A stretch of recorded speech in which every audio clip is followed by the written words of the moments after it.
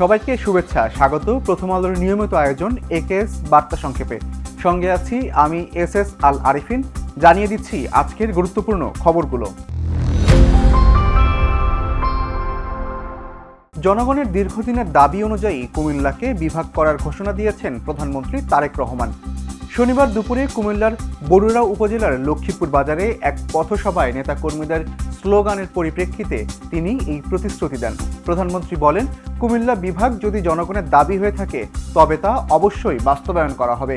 একই সঙ্গে কুমিল্লায় একটি কৃষি বিশ্ববিদ্যালয় স্থাপনের বিষয়েও শিক্ষামন্ত্রীর সঙ্গে আলাপ করে দ্রুত ব্যবস্থা নেওয়ার কথা জানান প্রধানমন্ত্রী। পরে তিনি চাঁদপুরের দুটি খাল পুনর্খনন কাজের উদ্বোধন করেন এবং ফ্যামিলি কার্ড বিতরণ কর্মসূচিতে অংশ নেন। জাহাঙ্গীরনগর বিশ্ববিদ্যালয়ে এক ছাত্রীকে ধর্ষণ চেষ্টার ঘটনায় জড়িত সন্দেহভাজন ব্যক্তির ছবি প্রকাশ করেছে পুলিশ। ওই ব্যক্তির পরিচয় বা অবস্থান নিশ্চিত করতে জনসাধারণের সহায়তা চেয়ে নির্ভরযোগ্য তথ্যের জন্য পুরস্কারের ঘোষণা দেওয়া হয়েছে। পুলিশ সদর দপ্তর থেকে পাঠানো এক জরুরি বার্তায় জানানো হয়, সিসিটিভি ফুটেজে দেখা যাওয়া ওই ব্যক্তির পরিচয় শনাক্তে কাজ চলছে। তথ্যদাতার পরিচয় সম্পূর্ণ গোপন রাখা হবে। গত মঙ্গলবার রাতে পরিত্যক্ত ফজিলাতুন্নেসা হলের পাশে এক ছাত্রীকে ধর্ষণের চেষ্টা চালায় এক অজ্ঞাতনামা ব্যক্তি। এদিকে অপরাধীকে গ্রেপ্তারের ব্যর্থতার অভিযোগ তুলে বিশ্ববিদ্যালয়ের প্রক্টোরিয়াল টিমকে অবাঞ্ছিত ঘোষণা করে উপাচার্যের বাসভবনের সামনে দিনভর বিক্ষোভ করেছেন সাধারণ শিক্ষার্থীরা। এদিকে আজ সকাল 10:30টার দিকে বিক্ষোভকারী শিক্ষার্থীরা উপাচার্যের বাসভবন থেকে মিছিল নিয়ে প্রক্টর অফিসে গিয়ে তালা ঝুলিয়ে দেন। এ সময় তারা প্রক্টরকে ক্যাম্পাসে অবাঞ্ছিত ঘোষণা করেন।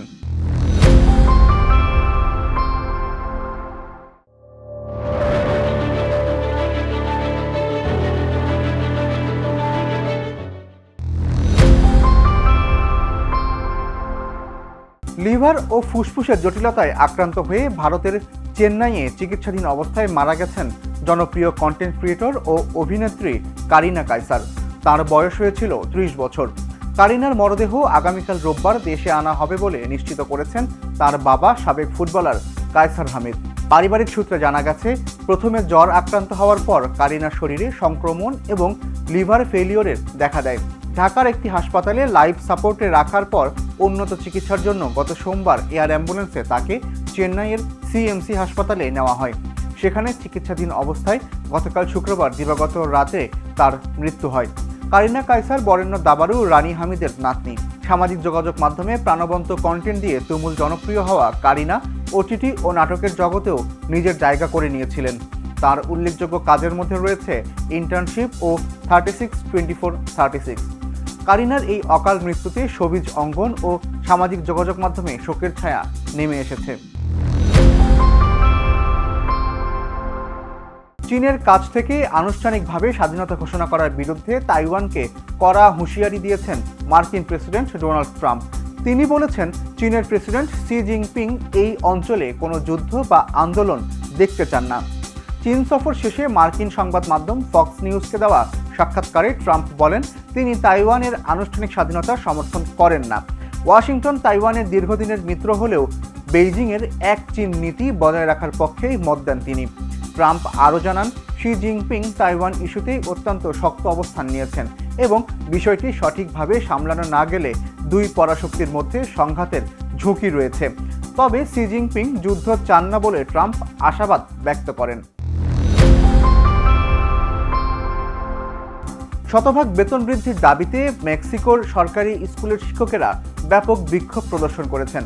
দাবি মানা না হলে আগামী 11 জুন থেকে শুরু হতে যাওয়া ফুটবল বিশ্বকাপ চলাকালীন দেশ অচল করে দেওয়ার হুমকি দিয়েছেন আন্দোলনকারীরা। রাজধানী মেক্সিকো সিটিতে ন্যাশনাল এডুকেশন ওয়ার্কার্স ইউনিয়নের প্রায় 3000 সদস্য শিক্ষা মন্ত্রণালয়ের দিকে মিছিল নিয়ে যাওয়ার সময় পুলিশি বাধার মুখে পড়েন। ফুটবল ড্রিবলিং করে অভিনব উপায়ে শিক্ষকেরা এই প্রতিবাদ জানান। মেক্সিকো সরকার 9% বেতন বাড়াতে সম্মত হলেও আন্দোলনকারীরা তা প্রত্যাখ্যান করেছেন। যুক্তরাষ্ট্র ও কানাডার সঙ্গে যৌথভাবে মেক্সিকো এই বিশ্বকাপ আয়োজন করতে যাচ্ছে, যেখানে প্রায় 50 লাখ পর্যটকের সমাগম হওয়ার কথা। এই সময়ে শিক্ষকদের আন্দোলনের হুমকি মেক্সিকো সরকারকে চরম দুশ্চিন্তায় ফেলেছে। শেষ করছি আজকের এই কেস বার্তা সংক্ষেপ। প্রথম আলোর প্রতিদিনের এই আয়োজন দেখুন prothomalo.com সহ আমাদের ইউটিউব চ্যানেল ও ফেসবুক পেজে। ধন্যবাদ এতক্ষণ সঙ্গে থাকার জন্য।